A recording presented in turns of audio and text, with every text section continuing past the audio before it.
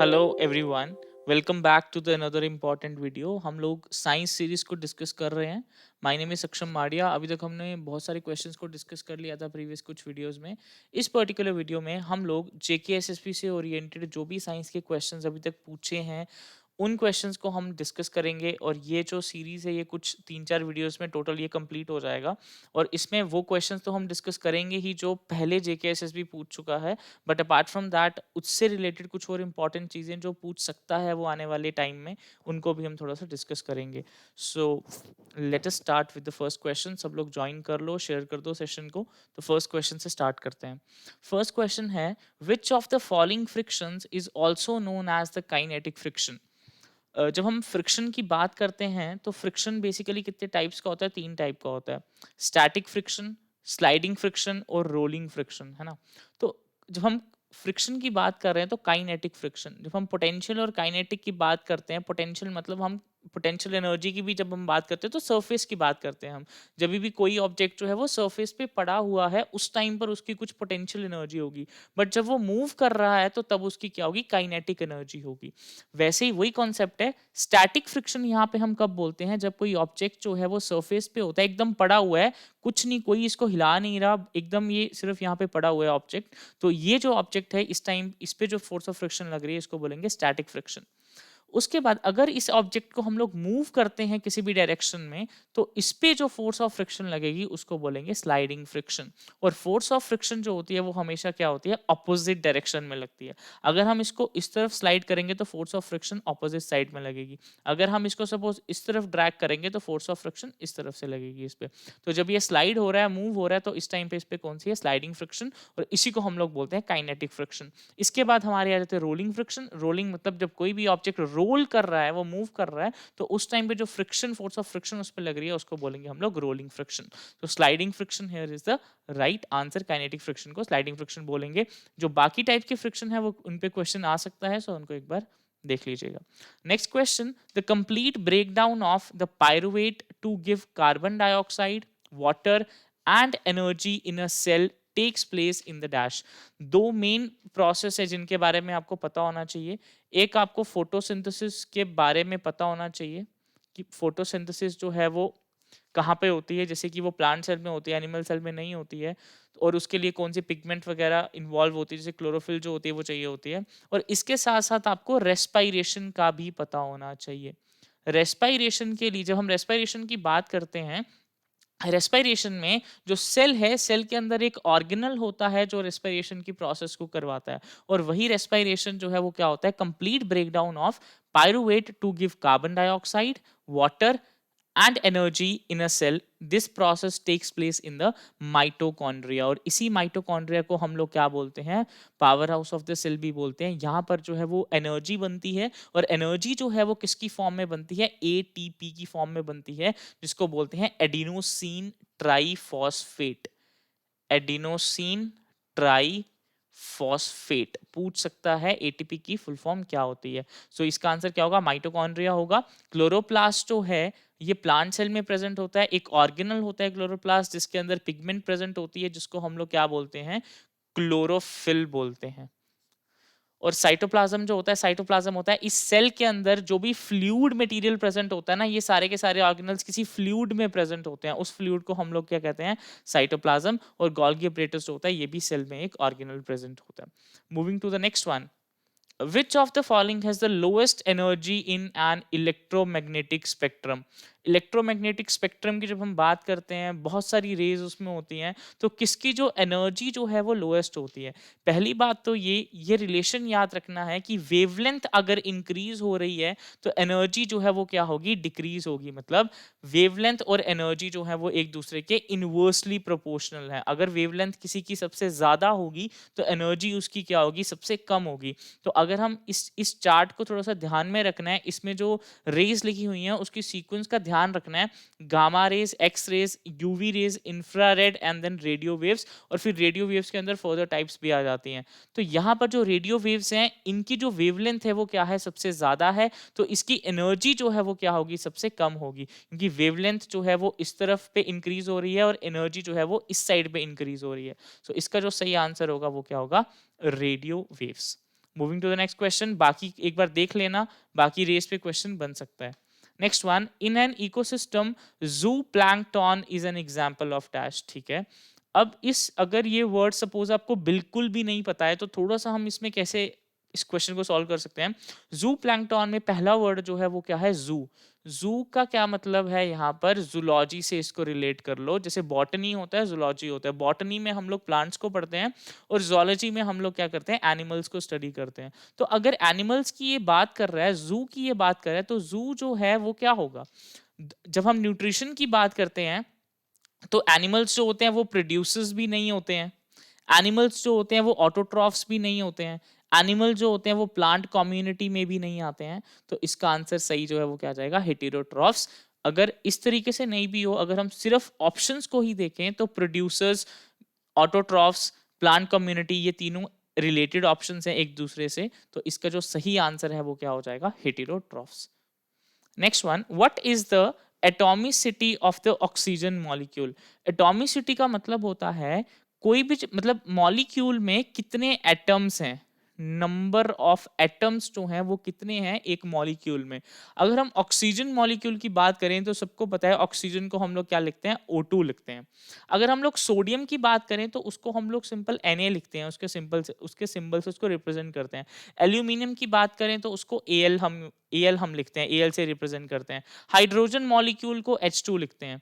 तो एक मॉलिक्यूल में कितने एटम्स प्रेजेंट होते हैं उसको बोलते हैं एटॉमिसिटी। ये एनसीईआरटी की डायग्राम, एनसीईआरटी की ये जो है वो एनसीईआरटी का टेबल है और यहाँ से ही ये क्वेश्चन पूछा हुआ है। ये जितने भी हैं यहाँ से बहुत इंपॉर्टेंट है, दोबारा से क्वेश्चन आ सकता है। तो इसको सब लोगों को एक बार देख लेना है कि नॉन मेटल्स जो हैं ये कौन कौन से हैं, इसमें ये इंपॉर्टेंट नॉन मेटल्स यहाँ पे दिए हुए हैं और उनकी एटॉमिसिटी दी हुई है। और यहाँ पर इंपॉर्टेंट मेटल्स दिए हुए हैं और उनकी एटॉमिसिटी दी हुई है। मोनो एटॉमिक का मतलब सिंगल, जैसे सोडियम है कि ये एक ही एटम जो है वही मॉलिक्यूल होता है। और वैसे ही जैसे यहाँ पे डाई एटॉमिक है तो मतलब वहाँ पे दो एटम्स मिलके मॉलिक्यूल बनाते हैं। जहाँ पे यहाँ पे फास्फोरस के केस में टेट्रा एटॉमिक है तो 4 इसमें एटम्स मिलके मॉलिक्यूल बनाएंगे। तो ये क्वेश्चन भी जो है वो इंपॉर्टेंट है। Next one, the number of wave crest passing through a point in a unit time is called dash. जब हम लोग वेव्स की बात करते हैं तो ये क्या कर रहा है, ये हमें एक यूनिट टाइम में पूछ रहा है कि कितनी नंबर ऑफ वेव्स जो है वो पास हो रही हैं एक यूनिट टाइम में। तो इसमें जो चीजें हैं एक बार थोड़ा ध्यान से हमें इनके बारे में आइडिया होना चाहिए।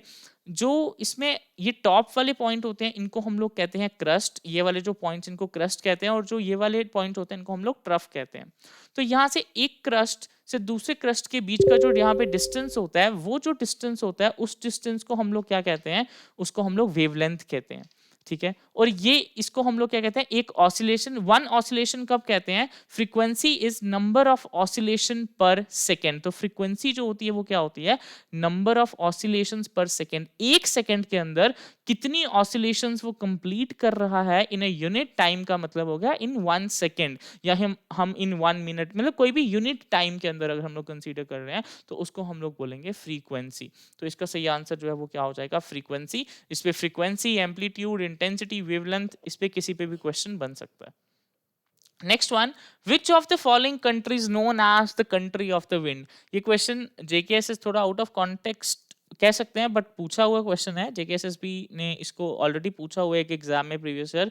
सो कंट्री ऑफ विंड जो है वो किसको कहते हैं, डेनमार्क को कहते हैं। क्यों, क्योंकि यहाँ पर बहुत जो इलेक्ट्रिसिटी है वो मेनली किसकी वजह से ये लोग प्रोड्यूस करते हैं, विंड को यूज करके इलेक्ट्रिसिटी की प्रोडक्शन करवाते हैं, इसलिए ये क्वेश्चन पूछा था और इसका आंसर जो है वो क्या है, Denmark. Next question, which of the following is an example of inexhaustible natural resource। inexhaustible मतलब ऐसा रिसोर्स जो कभी खत्म ही नहीं होगा, inexhaustible मतलब जो लाइक हम कह सकते हैं बहुत देर तक जो है, लाइक thousands of years तक वो तो रहेगा, खत्म नहीं होगा। ऐसा कोई रिसोर्स बताना है हमें in the from the given options. तो अगर हम देखें कोल जो है ये भी खत्म हो जाएगा कुछ देर बाद, सो इसको एलिमिनेट कर सकते हैं। मिनरल्स भी खत्म हो जाएंगे, नेचुरल गैस भी खत्म हो जाएगी। So the right answer for this is air जो है वो प्रोबेबली रहेगी फॉर, मतलब बहुत सारे सालों तक वो तो रहेगी। Moving to the next question, the amount of electric charge flowing per second. तो पर सेकेंड में जो electric charge, amount of electric charge flowing per second, तो ये सिंपल सी डेफिनेशन है, इस क्या बोलते हैं इसको हम लोग, इलेक्ट्रिक करंट। तो इलेक्ट्रिक करंट की ये बेसिक सी डेफिनेशन पूछी है, एनसीईआरटी में भी गिवन है, the amount of the electric charge flowing per second is known as electric current. NCERT's को अच्छे से पढ़ो, जो भी ये छोटी वाली एनसीईआरटीज होती हैं, लाइक 7th 8th 9th वाली जो क्लास 10th क्लासेस वाली। Next one, the chemical symbol Ag denotes which of the following elements. So symbol से क्वेश्चन पूछ रहा है, ये भी केमिस्ट्री का 8th या 9th 7th 8th का क्वेश्चन है लगभग उसकी जो टेक्स्ट बुक का एनसीईआरटी का। और ये जो सिंबल है ये किसको डिनोट करता है, Ag जो सिंबल है वो किसका है, सिल्वर का। तो सिल्वर के लिए Ag यूज करते हैं, आयरन के लिए Fe यूज करते हैं, गोल्ड के लिए Au यूज करते हैं, और आर्गॉन के लिए Ar यूज करते हैं। ये कुछ सिंबल्स हैं, एक बार पीरियोडिक टेबल को देख लेना, जो उसमें इंपॉर्टेंट उसमें जो मेटल्स नॉन मेटल्स हैं उनके सिंबल्स को एक बार देख लेना। Next one, what does the letter H in the ozone depleting gas HFC indicate. HFC की जब हम बात करते हैं तो इसकी क्या फुल फॉर्म होती है, हाइड्रोफ्लोरोकार्बन। हाइड्रोफ्लोरोकार्बन। तो यहां पर हमें यह बताना था कि H जो है वो क्या इंडिकेट करता है। सो यहाँ पे क्या, इसका आंसर क्या आ जाएगा, हाइड्रो। बहुत बार हम ऐसा एक्सपेक्ट करते हैं कि इस तरीके का क्वेश्चन आएगा कि वहां पूछा होगा कि अच्छा ओजोन, इसमें से बताओ कौन सी डिप्लीटिंग गैस है या बताओ कौन सी नहीं है। बट क्वेश्चन डालने वाले ने बहुत ही अच्छे से क्वेश्चन को फ्रेम किया है, उसने स्पेसिफिकली HFC में कंफ्यूज करने के लिए H पूछा है कि H जो है वो क्या होता है। Next one, which of the following instrument is use to measure the atmospheric pressure. Atmospheric pressure की जब बात करते हैं तो कौन सा इंस्ट्रूमेंट होता है उसके लिए। उससे पहले जो बाकी है, एनीमोमीटर, इसमें क्या, इसको विंड हम मेजर करते हैं, एममीटर से करंट को हम चेक करते हैं, थर्मोमीटर से हम किसको मेजर करते हैं, टेम्परेचर को, और बैरोमीटर से हम लोग किसको मेजर करते हैं, एटमॉस्फेरिक प्रेशर को। सो इसका जो सही आंसर है वो क्या हो जाएगा, option number D. Next question, which of the following devices is used to measure the electromotive force of a given cell। अब इलेक्ट्रोमोटिव फोर्स की जब हम लोग बात करते हैं तो मतलब क्या है जो इलेक्ट्रोमोटिव फोर्स को मेजर करने में, इनमें से कौन सा है जो हेल्प करता है इलेक्ट्रोमोटिव फोर्स को मेजर करने में। वोल्ट मीटर की हम लोग बात करें तो ये इससे क्या होता है, इससे पोटेंशियल डिफरेंस या फिर वोल्टेज हम लोग चेक करते हैं। एम मीटर की हम लोग अगर बात करें तो इससे हम लोग क्या करते हैं, करंट को हम लोग यहाँ से चेक करते हैं। और हमें बताना है इलेक्ट्रोमोटिव फोर्स। अगर हम लोग गैल्वेनोमीटर की बात करें तो गैल्वेनोमीटर जो है इससे हम लोग क्या चेक करते हैं, इससे हम लोग ये चेक करते हैं कि जो करंट है उसका मैग्नीट्यूड भी चेक करते हैं हम लोग, और उसकी डायरेक्शन भी चेक करते हैं हम लोग। तो इसका जो सही आंसर होगा वो क्या होगा, पोटेंशियोमीटर। पोटेंशियोमीटर जो है इसको यूज करके हम लोग ईएमएफ जो होता है उसको हम लोग चेक करते हैं। Moving to the next one, the force of attraction between two temporary dipoles is called as dash। ये क्वेश्चन जो है ये पूछा था और इसमें टेम्पररी डाइपोल्स के बारे में पूछा था। इसका आंसर जो, इसका जो भी आंसर है उसको हम लोग क्या कहते हैं, उसको हम लोग लंदन फोर्सेस भी कहते हैं, क्योंकि ये जिस पर्सन ने मतलब डिस्कवर या फिर मतलब इसके बारे में सबसे पहले देखा था या बताया था, तो उनका नाम जो था, उनका नाम भी क्या था, लंदन था। तो इसका जो सही आंसर है वो क्या है, डिस्पर्जन फोर्स। इसमें टेम्पररी डाइपोल का क्या मतलब होता है कि यहाँ पर जो भी दो एडजेसेंट एटम्स होते हैं ना, दो एडजेसेंट एटम्स के बीच का तो चार्ज होता है ना, वो एकदम ऐसे यूनिफॉर्मली डिस्ट्रीब्यूटेड नहीं होता है, वो नॉन यूनिफॉर्मली डिस्ट्रीब्यूटेड होता है, एसिमेट्रिक होता है। तो इसलिए ये टेम्पररी हम इसको बोलते हैं, कुछ देर के लिए। तो टेम्पररी डाइपोल्स जो होते हैं उनके बीच में जो फोर्स ऑफ अट्रैक्शन होता है उसको हम लोग क्या बोलते हैं, डिस्पर्जन फोर्स या फिर London forces. Next one, which is the uppermost layer of the earth's atmosphere. So हमें ऑप्शंस गिवन है, बहुत इजी क्वेश्चन है। इसमें troposphere, stratosphere, mesosphere, thermosphere and the exosphere. थोड़ा सा इसमें आइडिया ये भी रखना कि टेम्परेचर जो है, सॉरी नॉट टेम्परेचर, इनका मतलब डिस्टेंस जो है वो कितना कितना है फ्रॉम द अर्थ। सो इसका जो सही आंसर है वो क्या हो जाएगा, exosphere. Moving to the next one, which of the following organs is known as food pipe in the human body। Human body में कौन सा ऑर्गन है जिसको हम लोग फूड पाइप कहते हैं? बहुत इजी क्वेश्चन है। सो इसका आंसर जो है वो है इसोफेगस। बट इसके अलावा जो बाकी ऑप्शंस हैं थोड़ा सा हमें आइडिया होना चाहिए। ट्रैकिया जो है इसको क्या हम लोग विंड पाइप कहते हैं। स्टमक जो है ये भी डाइजेस्टिव सिस्टम में जो है वो इन्वॉल्व होता है। और गाल ब्लैडर जो है आप देख सकते हो यहाँ पर इसकी लोकेशन जो है वो कहाँ है। तो ये सारे के सारे जो ऑर्गन्स हैं ये डाइजेस्टिव सिस्टम के ऑर्गन हैं। तो इन पे भी क्वेश्चन बन सकता है। ऐसा पूछ सकते हैं कि like which one of the following is not a part of the digestive system, इस तरीके से भी चांस है। Next one, which of the following vitamin is also known as biotin. अब यहाँ से ये जो चार्ट गिवन है, वीडियो तब तक आपको खत्म नहीं करनी है जब तक आपको ये चार्ट जो है वो लर्न ना हो जाए। ये चार्ट, इसमें से क्वेश्चन लाइक 70 टू 80-90% चांस होता है कि इसमें से क्वेश्चन जो है वो बनेगा, क्योंकि वाइटामिन पे जनरली क्वेश्चन जो है वो रहता है एक ना एक। सो यहाँ पर हमें पूछा है बायोटिन का। सो बायोटिन जो है वो किसको, मतलब किसका केमिकल नेम है? विटामिन B7 का कॉमन नेम है बायोटिन। तो इसमें से जैसे हम देख सकते हैं कि यहाँ पर बी वाले जो विटामिन हैं इनको आप अलग से लर्न कर लो, B1 2 3 5 6 7 एंड 9। और इसके अलावा जो बाकी हैं A C D E के, इनको आप लोग अलग से लर्न कर लो। दो टेबल्स बना लो, निमोनिक बना लो, कुछ राइम बना लो, बट इनको आपको लर्न करना है। Next one, the rate of change of velocity with respect to time is called as dash. So जब velocity मतलब rate of change of velocity change होती है with respect to the time, तो उसको वो क्या होता है? That is basically acceleration.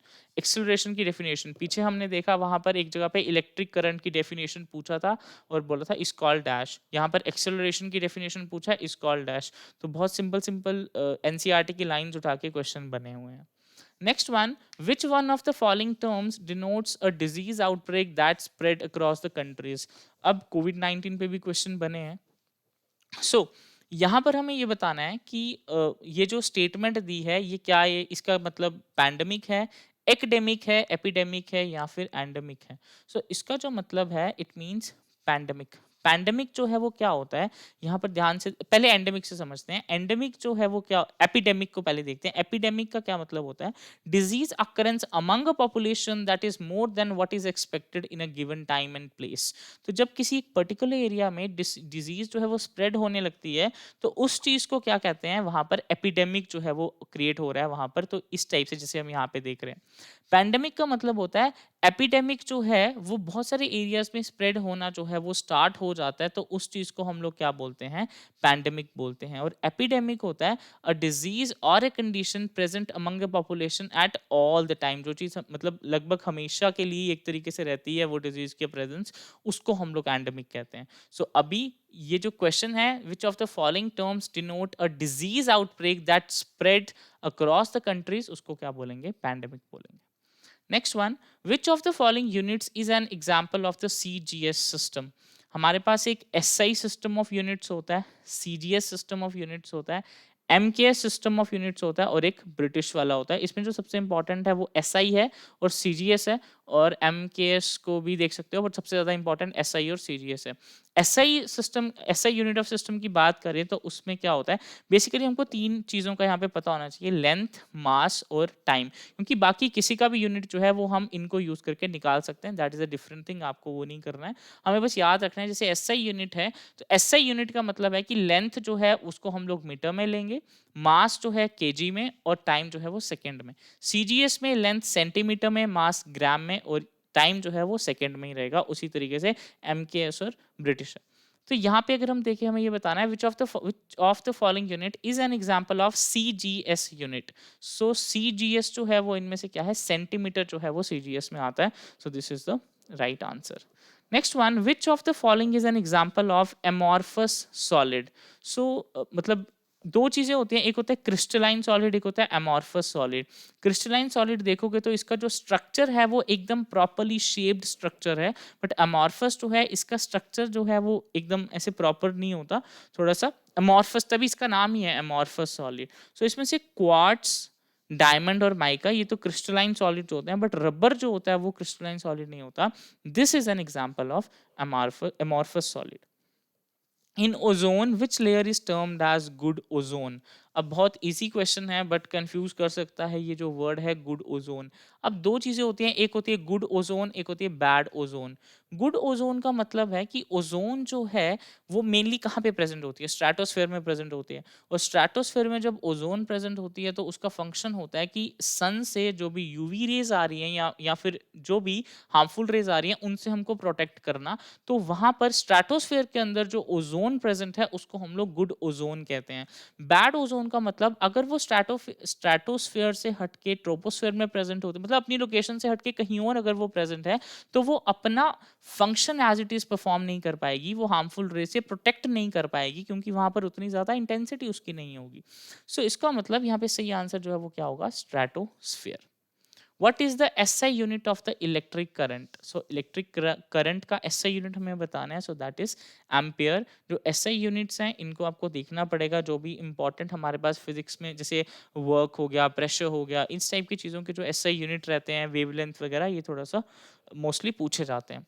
Which is the most abundant gas in the earth's atmosphere? तो जो गैसेस का कॉम्पोजिशन है वो हमने कभी ना कभी पढ़ा होता है, जिसमें हम लोग मेनली किसको, नाइट्रोजन को पढ़ते हैं जो कि सबसे ज़्यादा जिसका अमाउंट होता है।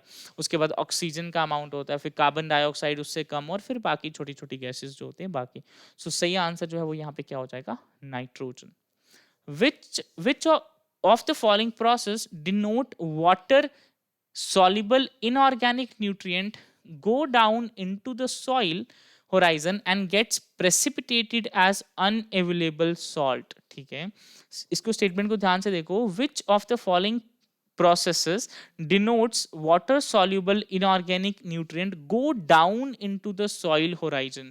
मतलब कोई यहाँ पर ये किसकी बात कर रहा है, जो भी इनऑर्गेनिक न्यूट्रिएंट्स हैं वो सॉइल के अंदर की तरफ मूव कर रहे हैं। सो ये जो है ये कौन सी प्रोसेस में होता है, लीचिंग में होता है। So this process is known as leaching. तो इसका जो सही आंसर है वो क्या हो जाएगा, लीचिंग हो जाएगा। तो इसी तरीके से यूट्रॉफिकेशन, बायोमैग्निफिकेशन, ये चीज, फ्रेगमेंटेशन, ये भी इंपॉर्टेंट है, इनके बारे में भी हमें आइडिया होना चाहिए। Next one, which of the following vitamin is also known as thiamine? So दोबारा वहीं से क्वेश्चन है, ये चार्ट जो है वो हमें लर्न करना है आज।